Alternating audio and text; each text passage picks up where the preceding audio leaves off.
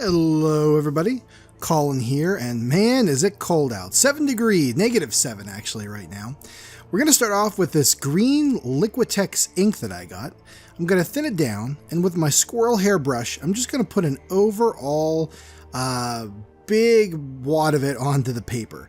It's pretty thin ink already, but thinning it down further gives a nice even tone. We're going to put that down and we are going to let it dry.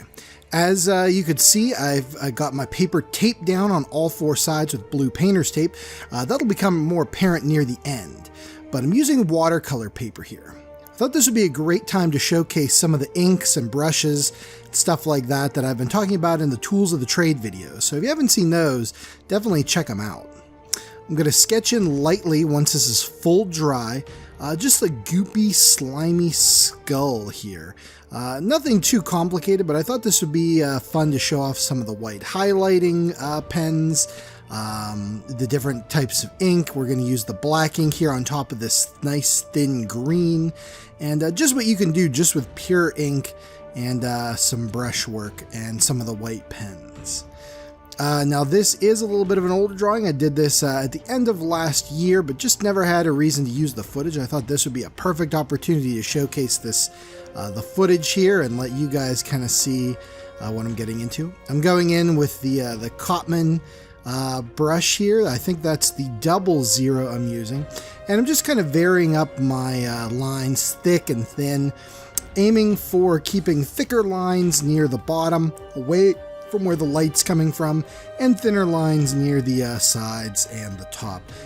Pretty easy stuff like that.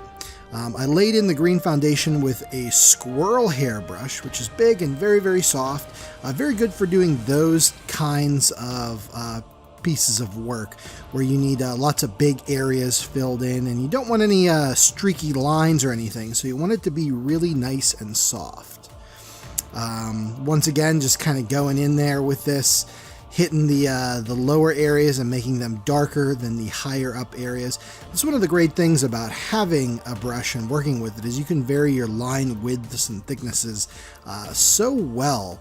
And like I talk about in the Tools of the Trade video, you kind of got to look out for a good brush that keeps a good firm tip, is what I like, where the bristles kind of stick to a nice point and they don't fade out. Usually they do over time, and you got to replace them. That's just the nature of really anything, frankly.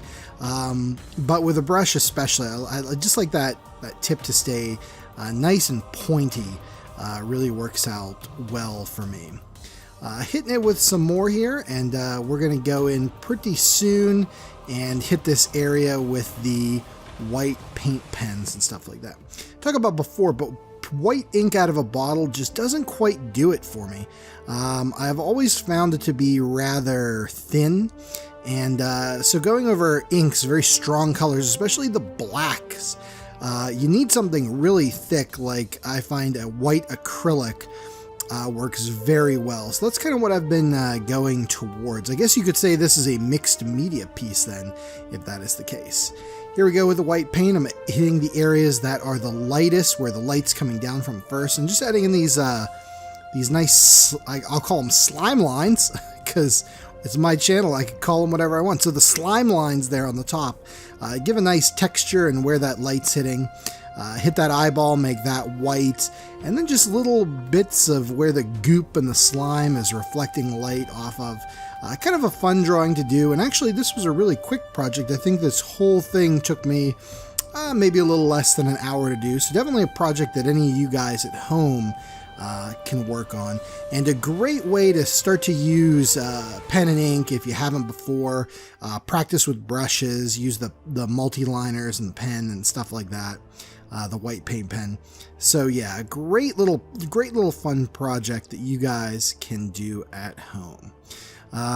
Putting in, once again, filling in like the teeth areas here where the light would hit them near the bottoms. A little green space, that's my midtone where some shadow would hit, and just kind of popping it out and making a fun, spooky drawing. We'll touch it up here with a little bit of the black inks and some of the shadow areas, just to pop those a tiny bit more than they already are. It doesn't need too much, but the black outlines definitely kind of help to I don't know, pop the drawing off the page, at least I think, especially around like the outlines there. Now, once that's all good and I feel happy with how the drawing is looking and pretty comfortable, I can go in and I can start to peel the blue tape off the sides and the top.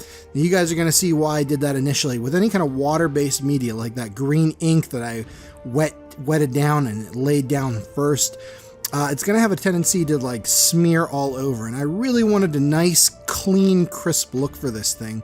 In case I ever wanted to frame it or something like that, it wouldn't even need matted then. Let's sign it up, and let's get that blue tape pulled off here and see how it looks. There we go, looking good. Starting to see those nice, crisp edges. That's what I like to see. I don't know. I just think it gives a great look in that way. And on the watercolor paper is a nice thick stock. Let's take a look at the scan here real quick. And yes, I like it, guys. Like I said before, a quick, simple drawing. Just something nice to show off some of the ink work, some of the brushes and stuff like that. And a very fun and interesting project that you guys could tackle yourselves if you wanted to. Alright, that's it for me for this week. Join me next week, guys. We're going to start getting into the basics of drawing. Yes, ever want to learn how to draw? Well, I'm going to show you. Join me next Tuesday where we're going to start with a little tutorial video, and then we'll go from there. Thanks, you guys, and we'll see you later. Calling out. Goodbye.